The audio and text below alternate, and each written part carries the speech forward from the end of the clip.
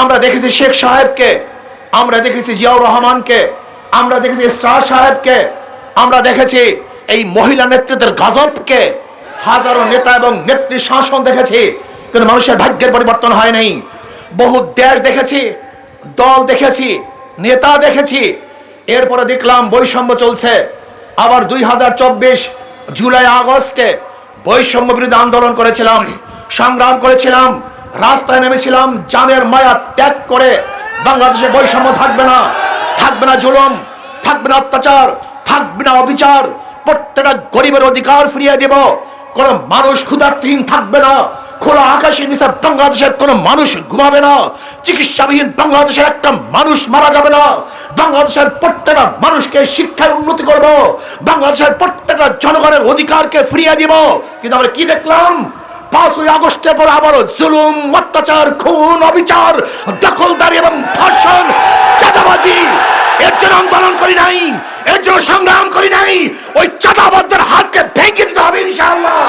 আন্দোলন বাংলাদেশ কুড়িগ্রাম জেলা শাখা কর্তৃক আয়োজিত আজকে এই গণসম্মেলনের সম্মানিত সভাপতি, জাতির সেরেতাজ, সম্মানিত ওলামায়ে কেরাম, সর্বস্তরের ইসলাম প্রিয় দেশপ্রেমিক ভাইয়েরা আমার, ইসলামী আন্দোলন বাংলাদেশ কি চায়, তাদের উদ্দেশ্য কি, তাদের লক্ষ্য কি, তাদের বক্তব্য কি, তাদের আদর্শ কি, এ সম্পর্কে অবশ্যই আপনাদের জানতে হবে। ইসলামী আন্দোলন কি বিশ্বাস করে? ইসলামী আন্দোলন বাংলাদেশ বিশ্বাস করে শুধু দেশ, দল এবং নেতা পরিবর্তনের মাধ্যমে মানুষের শান্তি আসতে পারে না। এদেশ দীর্ঘদিন পর্যন্ত মুসলমানরা শাসন করেছিল। কিছু মুনাফেক, মীর জাফর, মীর সাদেক, উর্মিচাঁদ, করমচাঁদ, রায়দুল্লাহ বাবু, ঘোষিনী বেগম, এরকম কিছু মুনাফেকদের মুনাফিকির কারণে ব্রিটিশ 200 বছর এদের শোষণ করেছিল।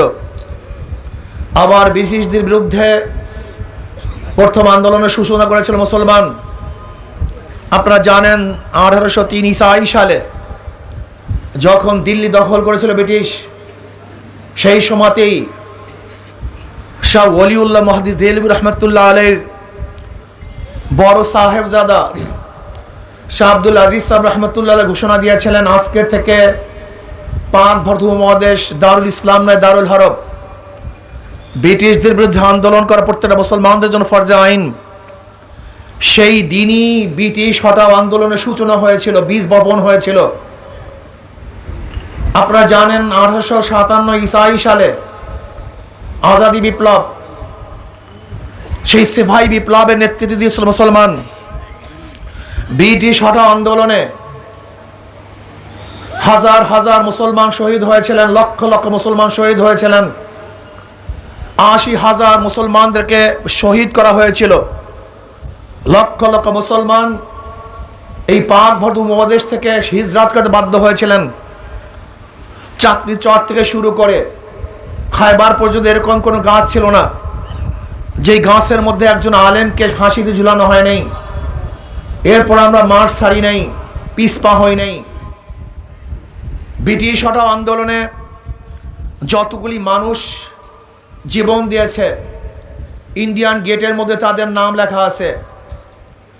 92-93 হাজারের উপরে মানুষ জীবন দিয়েছিল, তার মধ্যে মুসলমানদের সংখ্যা 63,000-এর উপরে। ব্রিটিশ থাকতে পারে নাই। ভেবেছিলাম ব্রিটিশ এদেশ থেকে ভিতরে হলেই আমরা শান্তি পাবো, মুক্তি পাবো, বৈষম্য দূর হবে, মানুষের অধিকার ফিরে পাবে। কিন্তু আমরা কি দেখলাম? ভারতের সংখ্যাগরিষ্ঠ মানুষগুলি সংখ্যালঘু মুসলমানদের উপর অত্যাচার, অবিচারের স্টিম রোলার চালিয়ে যাচ্ছে। মুসলমানরা আবারও চিন্তা করছে, যদি মুসলমানদের জন্য আলাদা ভূখণ্ড করতে পারি তাহলে আমরা শান্তি পাবো, মুক্তি পাবো। আন্দোলনের সূচনা হয়েছিল, আমরা পাকিস্তান নামে একটা দেশ চাই। মুসলমানদের আন্দোলনের কারণেই 47-এ পাকিস্তান নামীয় দেশ পেয়েছিলাম। ভেবেছিলাম মানুষ মুক্তি পাবে, শান্তি পাবে, দুর্নীতি দূর হবে, বৈষম্য দূর হবে। কিন্তু আমরা কি দেখছি, পশ্চিম পাকিস্তানের মানুষগুলি পূর্ব পাকিস্তানের মানুষের সাথে বৈষম্য করছে, তাদের অধিকার দিচ্ছে না। আবার আন্দোলন, আবারও সংগ্রাম, আবারও রক্তপাত, আবারও মানুষ হত্যা, আবারও গুম, আবারও জুলুম, আবারও অত্যাচার। ভেবেছিলাম পিছপা হব না, বাংলাদেশ স্বাধীন করব, মুক্তি পাওয়ার জন্য, শান্তি পাওয়ার জন্য, সাম্য, মানবিক মর্যাদা, সামাজিক ন্যায় বিচার প্রতিষ্ঠিত করার জন্য হাজার হাজার মানুষ জীবন দিয়েছিল। ভেবেছিলাম বৈষম্য দূর হবে, দেশ পরিবর্তন হয়েছে। কিন্তু না, আমরা বৈষম্য দূর করতে পারলাম না। আমরা বহু দেশ দেখেছি, বহু দল দেখেছি। আমরা মুসলিম লীগের শাসন দেখেছি, আওয়ামী লীগের শাসন দেখেছি, আমরা বিএনপির শাসন দেখেছি, আমরা জাতীয় পার্টির শাসন দেখেছি, কিন্তু মানুষের ভাগ্যের পরিবর্তন দেখি নাই। আমরা আইয়ুব খানকে দেখেছি, আমরা দেখেছি শেখ সাহেবকে, আমরা দেখেছি জিয়াউর রহমানকে, আমরা দেখেছি শাহ সাহেবকে, আমরা দেখেছি এই মহিলা নেতৃত্বের গজবকে। হাজারো নেতা এবং নেত্রীর শাসন দেখেছি, কিন্তু মানুষের ভাগ্যের পরিবর্তন হয় নাই। বহু দেশ দেখেছি, দল দেখেছি, নেতা দেখেছি, এরপরে দেখলাম বৈষম্য চলছে। আবার 2024 জুলাই আগস্টে বৈষম্য বিরোধী আন্দোলন করেছিলাম, সংগ্রাম করেছিলাম, রাস্তায় নেমেছিলাম জানের মায়া ত্যাগ করে। বাংলাদেশে বৈষম্য থাকবে না, থাকবে না জুলুম, থাকবে না অত্যাচার, থাকবে না অবিচার। প্রত্যেকটা গরিবের অধিকার ফিরিয়ে দেব।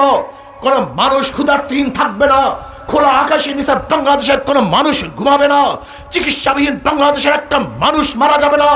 বাংলাদেশের প্রত্যেকটা মানুষকে শিক্ষায় উন্নতি করব, বাংলাদেশের প্রত্যেকটা জনগণের অধিকারকে ফিরিয়ে দিব। কিন্তু আমরা কি দেখলাম, 5ই আগস্টের পর আবারও জুলুম, অত্যাচার, খুন, অবিচার, দখলদারি এবং ধর্ষণ, চাঁদাবাজি। এর জন্য আন্দোলন করি নাই, এর জন্য সংগ্রাম করি নাই। ওই চাঁদাবাজদের হাতকে ভেঙে দিতে হবে ইনশাআল্লাহ। আন্দোলন শেষ হয় নাই, আন্দোলন সমাপ্ত হয় নাই। নহে সমাপ্ত কর্মমদের অবকাশ কোথায় বিশ্রামের। আন্দোলন সূচনা হয়েছে, শেষ হয় নাই। এবার আন্দোলন হবে চাঁদাবাজদের বিরুদ্ধে আন্দোলন, দখলদারীদের বিরুদ্ধে আন্দোলন, খুনিদের বিরুদ্ধে আন্দোলন।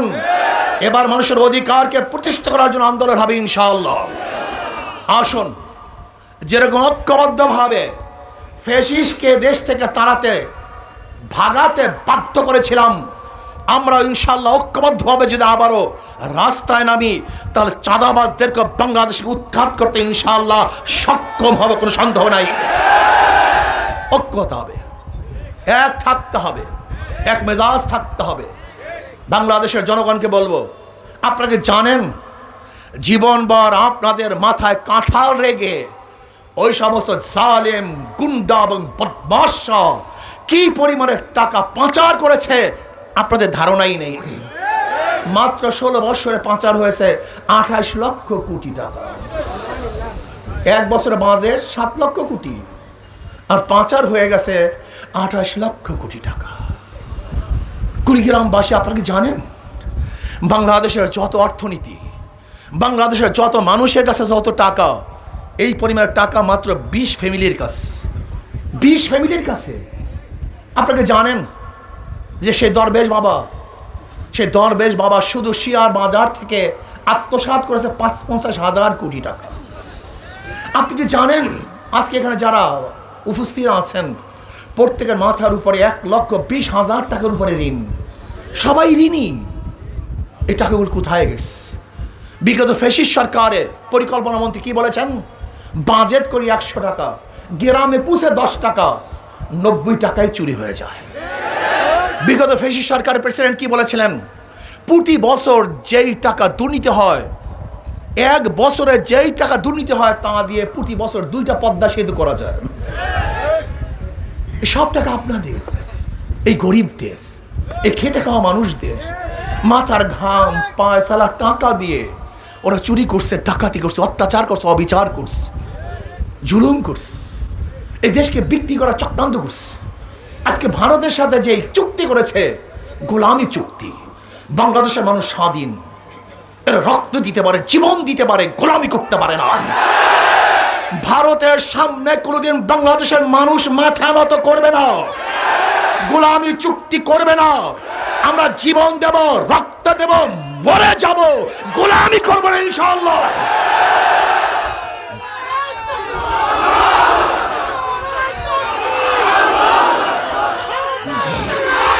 ভাইরা আমার,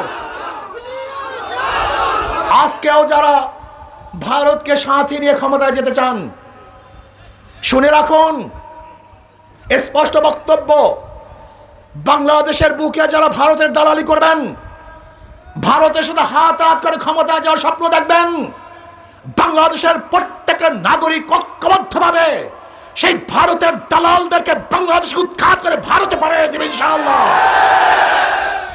বাংলাদেশে কোনো ভারতের দালাল এবং বিদেশি দালালদেরকে সহ্য করা হবে না, সহ্য করব না।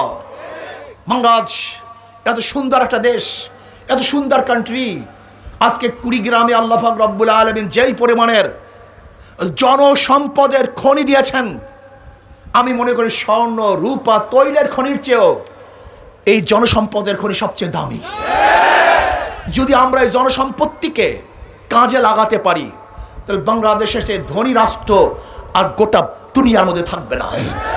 কিন্তু আমরা বাংলাদেশের মানুষকে কাজে লাগাতে পারি নাই। আমাদের হাতের মধ্যে গাঁজা তুলে দেওয়া হয়েছে, ফেন্সিডিলের বোতল তুলে দেওয়া হয়েছে, খুন খারাপি এবং মানুষের সাথে বিবাদ এবং হিংসা শিক্ষা দেওয়া হয়েছে, প্রতিপক্ষকে খুন করার অভ্যাস করা হয়েছে। কিন্তু বাংলাদেশে করার কোনো অভ্যাস আমাদের মধ্যে নেই। এই জন্য আমরা কি চাই? ইসলামী আন্দোলন বাংলাদেশ কি চায়? বাংলাদেশের সমস্ত মানুষকে ঐক্য করে দেশকে গড়ার পরিকল্পনা হাতে নিয়েছে। আমরা বাংলাদেশকে গড়ব, আমরা উন্নয়ন করব, আমরা শান্তিতে বসবাস করব, আমাদের মা বোনদের ন্যায্য অধিকারকে প্রতিষ্ঠিত করব। যেখানে অধিকার থাকবে জেলেদের, চাষিদের, খেটে খাওয়া মজদুরদের, ঋষি তাঁতি মেতর মজদুরদের, যেখানে অধিকার থাকবে মুসলমান, হিন্দু, বৌদ্ধ, খ্রিস্টান, বাংলাদেশের প্রত্যেকটা নাগরিকের অধিকার থাকবে সাম্য, সমান অধিকার থাকবে। এখানে থাকবে না গরিব, কে ধনী, কে বংশীয়, কে নন বংশীয়, কে মুসলমান, কে হিন্দু, কে বুদ্ধ, কে খ্রিস্টান, দেখার দরকার নাই। যে বাংলাদেশের নাগরিক, বাংলাদেশের আইন অনুযায়ী সে সমান অধিকার ভোগ করবে, সমান অধিকার ভোগ করবে। আসুন, এর জন্য দরকার আদর্শ, নীতি, চরিত্র। গণতন্ত্র মানুষকে মুক্তি দিতে পারে নাই, সোশ্যালিজম মানুষকে মুক্তি দিতে পারে নাই, সেকুলারিজম মানুষকে মুক্তি দিতে পারে নাই। সব নীতি আদর্শ দেখা শেষ, এবার ইসলামের বাংলাদেশ। সব মার্কা দেখা শেষ, হাত পাখার বাংলাদেশ। অনেক নীতি দেখেছি, শান্তির বহুত ঝুরি তারা আমাদের কাছে ব্যক্ত করেছেন। এই নীতিতে শান্তি, সেই নীতিতে শান্তি, কোনো নীতি আমাদেরকে শান্তি দিতে পারে নেই। এবার আসুন, একই নীতি, একই আদর্শ, সেই আদর্শ ইসলামী আদর্শ। অনেক খারাপ লোকগুলি আমাকে বলেন, ইসলাম যদি ক্ষমতায় আসে, হুজুর আমার গাজার অবস্থাটা কি হবে? আমি তো গাঁজাখোর, আমার গাঁজার অবস্থা। আমি বললাম, তুমি কি মসজিদে গিয়ে গাঁজা সেবন করতে পারো? বলে না হুজুর। বলে কেন? বলে পরিবেশ নেই। আমি বলি, ইসলাম ক্ষমতায় আসলে বাংলাদেশটাই পরিবেশ হয়ে যাবে যেখানে গাঁজা সেবনই করতে পারবো না। বিশ্বাস হয় না? এই মাজলিসের মধ্যে একজনও কি নাই যারা ধূমপান করেন? নাই একজনও। তাই ধূমপান করছেন না কেন? কথা বলেন না কেন? একবার কি ধূমপানের কথা মনে আসছে? নিষেধ করেছিলাম ধূমপান করিয়েন না, তা আপনি কেন ধূমপান করছেন না? পরিবেশ। ঠিক ইসলামী হুকুমত আসলে এমন এক পরিবেশ আসবে যেখান থেকে আপনি অন্যায় করতে পারবেন না। সমস্যা কোথায়? আমাদের অনেকের ধারণা ইসলামী হুকুমত আসলে প্রেশার ক্রিয়েট করে দাড়ি রাখানো হবে, টুপি পরিয়ে দেওয়া হবে, গোটা মেয়েদেরকে বস্তাবন্দি করা হবে। ভুল করছেন। ইসলাম ক্ষমতায় আসলে এমন এক পরিবেশ সৃষ্টি করবে যখন আপনি আর খারাপ কাজ করতে পারবেন না, এমনিতে আপনাকে ভালো কাজ করতে হবে। কোনো সমস্যা আছে? ইসলাম ক্ষমতায় আসলে কি হবে জানেন? আগামী 10-15 বছরের মধ্যে সমস্ত গরিবগুলি দরিদ্র সীমার উপরে চলে যাবে। বিশ্বাস হয় না? একটা উদাহরণ দেই। বর্তমান পুঁজিবাদী অর্থনীতি হলো গরিবকে গরিব বানায়, ধনীকে ধনী বানায়। আপনি ব্যাংকে যাবেন, বলবেন ভাই আমাকে 10 লক্ষ টাকা ঋণ দেন। ম্যানেজার বলবে লোন নেওয়ার জন্য মর্গেজ দেন। আপনি বলবেন আমি তো গরিব, কোথায় মর্গেজ পাবো? বলে ব্যাংক তো ধনীদের জন্য, গরিবদের স্থান এখানে নেই। যার আছে ব্যাংক তাকে দেয়। যার নাই ব্যাংক তাকে দেয় না। একজন ধনীকে বর্তমান পুঁজিবাদী অর্থনীতি 4 বার ধনী বানায়। যার 10 লক্ষ টাকা আছে, ব্যাংক তাকে 10 লক্ষ টাকা দেয়। আগেই ছিল 1 বার ধনী, ব্যাংক তাকে দিছে 2 বার ধনী। যাকে দেওয়া হয়েছে তারই লোন মাপ 3 বার ধনী, সুদ মাপ 4 বার ধনী। আর গরিবের পেটে 5টা লাথি। আগের থেকে 10 লক্ষ টাকা ছিল না 1 লাথি, ব্যাংক তাকে দেয় নাই 2 লাথি, তার লোন মাফ হয় না 3 লাথি, তার সুদ মাফ হয় না 4 লাথি। আর যেই বড় লোকদের টাকা মাফ করা হয়েছে, ওই টাকা যদি ব্যাংকে থাকতো, আমি বাংলাদেশের নাগরিক হিসাবে তারই অংশী আমি ছিলাম। কিন্তু বড়লোককে মাফ করার কারণে গরিবের পেটের মধ্যে আর 1 লাথি। এর জন্য বর্তমান পুঁজিবাদী অর্থনীতি গরিবকে গরিব বানায়, ধনীকে। আর ইসলামী গোটা অর্থনীতি গরিবদের জন্য। জাকাত কাদের জন্য? মানত কাদের জন্য? ওসর কাদের জন্য? ফিতরা কাদের জন্য? দান কাদের জন্য? ইসলামী গোটা অর্থনীতি গরিবদের জন্য। আমি বিশ্বাস করি ইসলামী অর্থনীতি অ্যাপ্লাই করলে আগামী 5-10 বছরের মধ্যে বাংলাদেশে গরিব খুঁজে পাওয়া যাবে না, সবাই দরিদ্র সীমার উপরে চলে যাবে। কিন্তু কপাল পোড়া গরিবের গোষ্ঠী ইসলাম পছন্দ করে না। আমি এতদিন জানতাম নিজের ভালো পাগলেও বুঝে, কিন্তু আমাদের দেশের গরিবগুলি এমন পাগল নিজের ভালোও বুঝে না। আচ্ছা বলেন তো, চোরের মাধ্যমে চুরি বন্ধ হয়, দুর্নীতিবাজের মাধ্যমে দুর্নীতি বন্ধ হয়, খুনির মাধ্যমে খুন বন্ধ হয়। যাদেরকে নেতা বানিয়েছেন তারা কারা? ওদের হাতের মধ্যে হাজারো খুনের দাগ, ওদের চরিত্রের মধ্যে হাজারো কালিমা। ওরা সুদখোর, ঘুষখোর, ডাকাত, লম্পট, বদমাশ, সবচেয়ে নিকৃষ্ট ব্যক্তি থেকে নেতা নির্বাচন করছেন। আর দেশকে 1 নাম্বার বানাতে চান। মাদার গাছ লাগিয়ে আমের আশা করা যায় না, তেঁতুল গাছে মিষ্টি ফল হয় না। দুর্নীতিবাজের মাধ্যমে দুর্নীতি বন্ধ হবে। আসুন না, ইসলামী আন্দোলন বাংলাদেশ কি? ইসলামী আন্দোলন বাংলাদেশের শুরুতেই নাম ইসলাম মানে শান্তি। তাদের মার্কা তার মধ্যে শান্তি, কথা বলে না। যারা নৌকা নির্বাচন করে নৌকা চালাতে পারে না, যারা ধানের শেষে নির্বাচন করে ধান কাটতে পারে না, যারা নাঙ্গল নির্বাচন করে নাঙ্গল বইতে পারে না, যারা কুঠা নিয়ে নির্বাচন করে কাঠ ফাটতে পারে না, যারা গরুর চাকারি নির্বাচন করে গরুর গাড়ি চালাতে পারে না। কিন্তু যারা হাত পাখা নির্বাচন করে তারাও চালাতে পারে, যারা করে তারাও চালাতে পারে। ওদের মার্কার মধ্যে ধোকা। নৌকা গরিবদের প্রতীক, ধানের শীষ গরিবদের প্রতীক, নাঙ্গল গরিবদের প্রতীক, কুঠার গরিবদের প্রতীক। লেকিন একজনও গরিব না, কথাটা বুঝাতে পারি না। সব প্রতীক গরিবদের, কিন্তু নিজে গরিব না। কিন্তু হাত পাখা এমন এক প্রতীক যে নির্বাচন করে সেও চালাতে পারে, যারা করে তারাও চালাতে পারে, ধনীরাও চালাতে পারে, গরিবরাও চালাতে পারে, পুরুষরাও মহিলারাও। কাউর মার্কা বুকি নিয়ে কেউ ঘুমায় না, নাঙ্গল নিয়ে কেউ ঘুমায়, কথা বলেন না। নৌকা নিয়ে কেউ ঘুমায়, ধানের শেষ নিয়ে কেউ ঘুমায়, কিন্তু ঘুমের সময় তাদের কলিজার মধ্যে থাকে হাত পাখা। তার মানিটা কি? এই হাত পাখা তাদের কলিজার মধ্যে থাকে। এই হাত পাখা বিজয় হলে গোটা বাংলাদেশের মানুষ বিজয় হবে। এই হাত পাখা বিজয় হলে জনগণ মুক্তি পাবে। এই হাত পাখা বিজয় হলে প্রত্যেকটা মানুষের অধিকার ঘরে ঘরে পৌঁছে যাবে ইনশাআল্লাহ। এর জন্য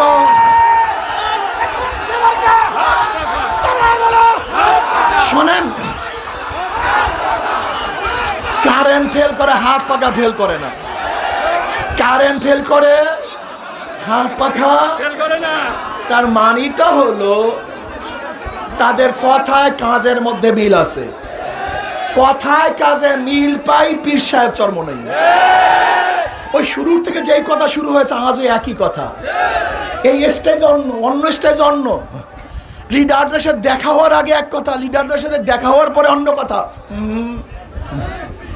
ইসলামী আন্দোলন বাংলাদেশ এমন এক সংগঠন, শুরুর থেকে আজ পর্যন্ত যে বক্তব্য দিয়েছেন সেই বক্তব্য আছে, থাকবে ইনশাআল্লাহ। কাজে আগামী নির্বাচনে শুধু ভোট আপনাদের কাছে চাই না, আপনারা ভোট দিবেন শুধু এতটুকু চাই না। আজকে ওয়াদা করতে হবে আল্লাহকে সাক্ষী রেখে, এখানে যারা আছেন কমপক্ষে প্রত্যেকটা নাগরিক দেশের জন্য, ইসলামের জন্য, দেশকে স্টাবলিশ করার জন্য, এই দেশকে রক্ষা করার জন্য, প্রত্যেকটা নাগরিকের অধিকারকে ঘরে ঘরে ফিরিয়ে দেওয়ার জন্য আমি একজন হাত পাখার কর্মী হয়ে যাব। শুধু একটা ভোট নয়, আজকের থেকে প্রত্যেক প্রত্যেকটা কর্মী এবং দেশপ্রেমিক ইসলাম প্রেমিক ভাইরা হাত পাকার পক্ষে মিনিমাম 100 ভোট যোগাবো, 50টা কমপক্ষে 10টা ভোট যোগাবো। কে কে আছে? নারায়ে তাকবীর। 2 হাত তুলেন, উপরে তুলেন, নারায়ে তাকবীর। মার্কা আছে? কোন সে মার্কা? আরো জোরে সবাই বলে, সবাই বলে শান্তির মার্কা, সবার মার্কা, দেশের মার্কা, সবার মার্কা হাত পাকা। আল্লাহ আমাদের সবাইকে কবুল করে নেন। আগামী নির্বাচনে কুড়িগ্রাম এই জেলার 4টা আসন থেকে যারা হাত পাকা প্রতীক নিয়ে লড়াই করবেন, সেই সেনাদেরকে আপনাদের সামনে পরিচয় করিয়ে দিচ্ছি। 2 জন সেনা নাই, 2 জন আছে, পরিচয় করে দিচ্ছি। আলহামদুলিল্লাহ।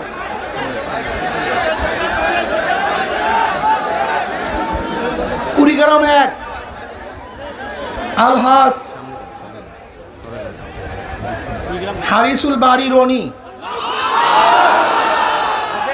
উনি হজে আছেন, কাবা শরীফ ধরে দোয়া করতেছেন আল্লাহ যেন বাংলাদেশকে সুস্থ করে দেন, নিরাপদ করে দেন, প্রত্যেকটা মানুষের অধিকারকে প্রতিষ্ঠিত করে দেন। কুড়িগ্রাম 2 থেকে অধ্যক্ষ, যে হাজার হাজার ছাত্রদের ওস্তাদ, হাজার হাজার ওস্তাদ ছাত্রদের মুরব্বী, হাজার হাজার আলেমদের মুরব্বী, আলহাজ অধ্যক্ষ মাওলানা নূর বক্স সাহেব। আলহামদুলিল্লাহ। কোন নেতা? কোন নেতা? নেতা আছে রে? কোন নেতা? কোন নেতা? কোন নেতা? কুড়িগ্রাম 3, কুড়িগ্রাম 3 থেকে ডাক্তার অধ্যাপক আক্কাস আলী সাহেব, তিনি আমেরিকায় গেছেন, আপনাদের সবার কাছে সালাম জানিয়েছে, দোয়া করতে বলছেন, তিনি চলে আসবেন ইনশাআল্লাহ। আলহামদুলিল্লাহ, আলহামদুলিল্লাহ। কুড়িগ্রাম 3 ডাক্তার অধ্যাপক আক্কাস আলী সাহেব। কুড়িগ্রাম 4 সহকারী অধ্যাপক হাফিজুর রহমান সাহেব। বলে আলহামদুলিল্লাহ। আল্লাহ সবাইকে কবুল করে নেন। আমার জন্য দোয়া চাই, আমিও দোয়া করি। আজকের থেকে ইনশাআল্লাহ কাজ শুরু হয়ে যাবে, আমরা ঐক্যবদ্ধ ইনশাআল্লাহ আন্দোলন করব। এখন আমরা মোনাজাতের পরই আমরা সবাই